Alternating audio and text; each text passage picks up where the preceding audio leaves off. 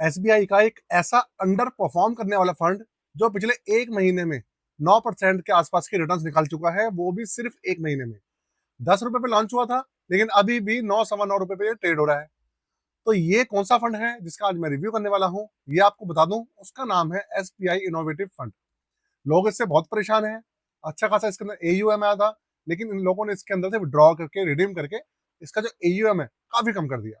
लेकिन अब मैं आपको बता दूं, वो पछताने वाले हैं, क्योंकि फंड ने पिछले एक महीने में, आपको मैंने बताया, 9% का रिटर्न निकाल कर दे दिया है। अगर मार्केट नहीं चलेगी तो भाई फंड्स क्या करेंगे? आप पूरी की पूरी वीडियो देखेंगे तो आपको कहानी समझ में आ जाने वाली है। तो नमस्कार दोस्तों, स्वागत है मेरे चैनल दी एक्टिव तरुण में। एंड तक बने रहिएगा, चैनल को सब्सक्राइब करके वीडियो को लाइक जरूर कर दीजिएगा। शुरू करते हैं। कंप्यूटर स्क्रीन आपके सामने चालू हो चुकी है। फंड का नाम आपके सामने है एसबीआई इनोवेटिव अपॉर्चुनिटी फंड।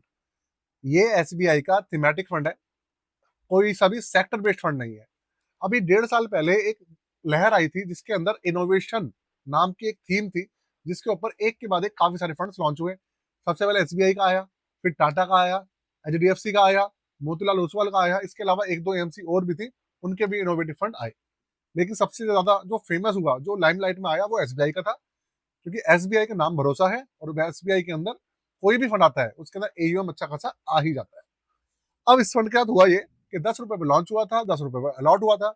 लेकिन जैसे ही लॉन्च हुआ उसके बाद थोड़ी सी इसने परफॉर्मेंस दिखाई, उसके बाद इसके बुरे दिन शुरू हो गए। मार्केट के अंदर क्रैश स्टार्ट हो गया सितंबर 2024 से, और तब से लेकर आज तक कभी ये 10 रुपए से ऊपर आता है, कभी नीचे जाता है, कभी ऊपर आता है।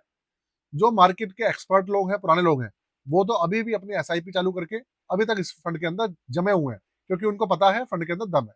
लेकिन जो नए लोग थे, जो घबराते थे, वो इसके अंदर से निकलकर भाग चुके हैं। अब आप सबसे पहले एक चीज देखिए, इसका आप रिटर्न उठा के देखो। पिछले एक साल का रिटर्न आपने देखा, 6.18% का रिटर्न है, जो कि देखने में बहुत कम दिखेगा। लेकिन अगर आप सिर्फ एक महीने का रिटर्न देखेंगे तो वो 8.91% है।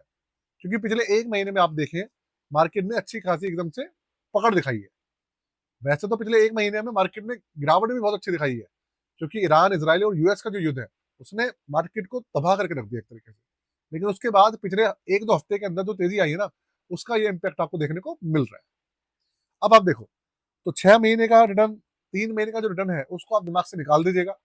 क्योंकि हम पोर्टफोलियोज का देखेंगे तो इसके अंदर अच्छे से बारीकी से देखेंगे कि फंड के अंदर कुछ कमी है या नहीं है, सब चीजें समझेंगे। तो देखिए, 10 रुपए पे इसका नया लॉन्च हुआ था, अभी 9 रुपए 20 पैसे पे ट्रेड कर रहा है। एक साल का रिटर्न आपने देख लिया है, 6.18% है, तो उसके ऊपर आप मत जाइएगा। कम ज्यादा, अभी नया फंड है इसलिए रिस्क मीटर्स का वेरी हाई है। और ये एक थीमेटिक फंड है, इनोवेटिव नाम की जो थीम है उसके ऊपर बेस्ड करता है। ऐसे फंड जो मार्केट के अंदर कुछ नया करना चाहते हैं, मीन्स ऐसी कंपनियां, ऐसे स्टॉक जो मार्केट के अंदर नया करना चाहते हैं, कुछ नया सेक्टर में काम कर रहे हैं, वो सारे के सारे हमारे इनोवेशन थीम के अंदर आते हैं। वैसा तो देखिए, इनोवेशन की कोई एग्जैक्ट ऐसा तो कुछ फॉर्म है नहीं कि भाई हम समझ पाए, लेकिन फंड मैनेजर की जिसके अंदर इच्छा होती है, उसको इसके पोर्टफोलियो में शामिल कर लेता है। हकीकत ये है। तो आपने रिटर्न इसके देख लिए। तो सबसे पहले मैं आपको बता देता हूँ अपनी पोर्टफोलियो सर्विसेज के बारे में। इसका पोर्टफोलियो शुरू करूँ उससे पहले आपको पोर्टफोलियो सर्विसेज का बता रहा हूँ। पोर्टफोलियो रिव्यू कराना हो, आपको क्रिएशन कराना हो, चार्जेस है 999 रुपए। अभी की मार्केट कंडीशन में रिव्यू वाले ज्यादा लोग हैं, क्रिएशन वाले तो लोग हैं ही नहीं, क्योंकि लोग क्रिएशन कराना ही नहीं चाहते। अभी लोग सिर्फ भागने की सोच रहे हैं। लेकिन उनको पता नहीं है कि यही समय होता है मार्केट के अंदर एंट्री लेने का। क्योंकि मार्केट के अंदर भाई क्रैश चल रहा है, डाउन चल रहा है, सारी चीजें सस्ती है। ये चीज कोई समझता नहीं। तो अगर कोई समझदार भाई है जो क्रिएशन करना चाहता है या रिव्यू कराना चाहता है, या फिर आप stock portfolio, mutual fund portfolio, बहुत सारी चीजें हैं, आप देख लीजिएगा, यहाँ पे मेंशन है, आप करवा सकते हैं। चार्जेस 999 रुपए है। व्हाट्सएप नंबर आपके सामने लिखा है, इसके ऊपर आप व्हाट्सएप के थ्रू कॉन्टेक्ट कर सकते हैं। इसके अलावा अब हम बात करते हैं इस फंड की। देखिए, समझदार मैंने इसलिए कहा कि कोई भाई समझदार हो जो कराना चाहता हो, इसका मतलब ये नहीं है कि दूसरे भाई वो समझदार नहीं है। समझदार सभी है, लेकिन स्मार्ट लोग वो है जो मार्केट की कंडीशन को समझते हैं। नए लोग इस चीज को समझ नहीं पाते, क्योंकि उनको इस चीज का पता नहीं होता।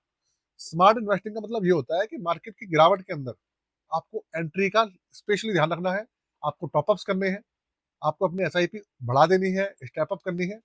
ये सारे काम जो होते हैं ना, या लमसम वगैरह वगैरह के जो काम होते हैं, ये हमेशा होते हैं जब मार्केट डाउन होती है, या नया पोर्टफोलियो बनवाना हो, मार्केट में एंट्री लेनी हो। क्रैश वाला समय सबसे अच्छा होता है, क्योंकि उस समय स्टॉक्स, म्यूचुअल फंड्स, ईटीएफ सबके एनएवी सबसे सस्ते होते हैं। ये रीजन है। अब आप इसका देखो, 94% की हिस्सेदारी इक्विटी के अंदर है, 0.11% इसका डेट कैटेगरी है और 5.8% कैश है।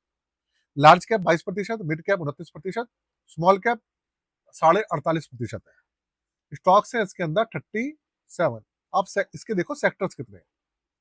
सबसे बड़ा सेक्टर कंज्यूमर डिस्क्रिशनरी सेक्टर है 25%, टेक्नोलॉजी है 25%, इंडस्ट्रियल सेक्टर 15.48, हेल्थ केयर है 12% के आसपास, फाइनेंशियल सेक्टर है 9%, कंज्यूमर स्टेपल्स है 6.18। तो देखा जाए 6 सेक्टर्स है इसके अंदर। अब इन 6 सेक्टर्स के अंदर जो ऐसी कंपनीज है जो नया कर रही होंगी, काफी नया इनोवेशन कर रही होंगी, वो इसमें शामिल है। क्योंकि आप देखो, इसके अंदर मेजर जो पार्ट है वो मिड कैप का, स्मॉल कैप का है। अगर आप देखेंगे तो लार्ज कैप कम है, मतलब जो बड़ी कंपनीज है वो इसके अंदर कम है, कि बड़ी कंपनीज तो स्टेबल होती हैं, वो ऑलरेडी कर चुकी है जो करना था। नया इनोवेशन जो भी करती है वो नई कंपनीज स्मॉल कैप और मिड कैप ही करती है, तो वो इसमें शामिल है। देखा जाए तो पोर्टफोलियो वगैरह मुझे अभी के जैसे रिटर्न दिख रहे हैं इसके, उस हिसाब से ठीक ठाक दिख रहा है, उस पॉइंट ऑफ व्यू से कहूँ तो मैं। रही बात है बेंचमार्क को बीट कर रहा है या नहीं कर रहा है, उसके ऊपर नजर मार लेते हैं एक बार।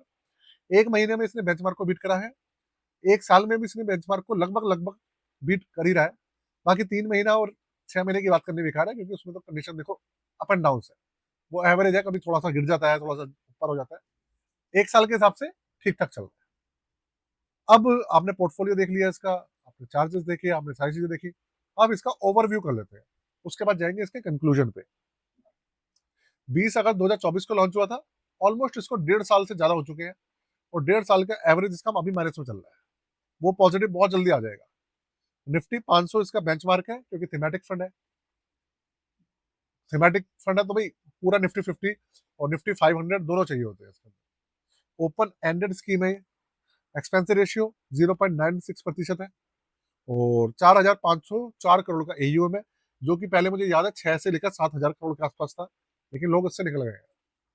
5,000 रुपए से मिनिमम लमसम, 500 रुपए से मिनिमम एसआईपी इसमें चालू होता है। और भैया इसमें है एग्जिट लोड 1% 30 दिन के अंदर। उसके बाद किसी भी तरीके का इसके अंदर एक्सिट लोड वगैरह नहीं है, ना ही कोई इसके अंदर लॉक इन पीरियड है। ये इस फंड की पूरी आपके सामने इतिहास है जो मैंने बताया है।